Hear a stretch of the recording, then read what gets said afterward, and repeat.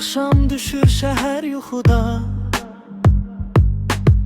mənimsə gözlərim yollarda qalıb. Bir zaman bərabər gəzdiyimiz yer İndi bir yad kimi kənarda qalıb. Səsimi divarlar eşidir ancaq, xatirə dəftəri vərəqlənir tək. Biz necə öyrəşdik bu ayrılığa, axı and içmişdik heç ayrılmaya. İndi mən sənsiz, sən də mənsiz, bir ömür sürürük səssiz səmirsiz. Eyni gökyüzüdür, eyni şəhərdir, amma biz uzağıq, biz bir-birisiz. Mən sənsiz, sən də mənsiz, iki yad insanıq, qəlbi kimsəsiz.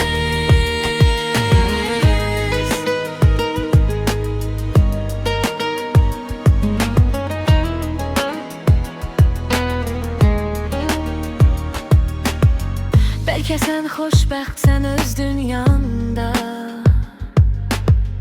bəlkə də mənim tək sızlayır için.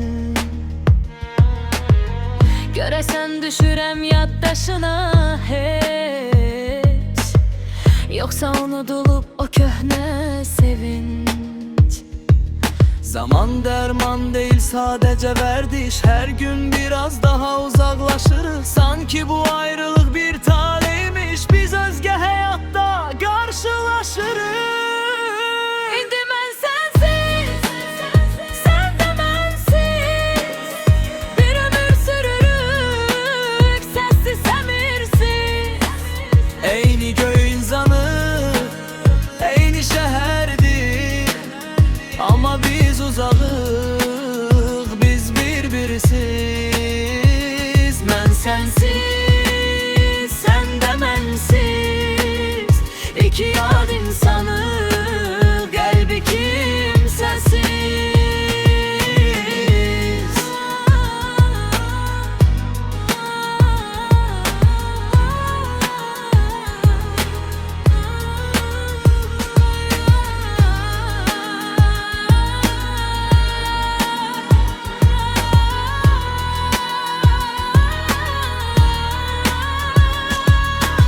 Yollar ayrıldı, izlər itdi. Mən sənsiz, sən də mənsiz. İndi mən sənsiz, sən də mənsiz, bir ömür sürürük səssiz səmirsiz.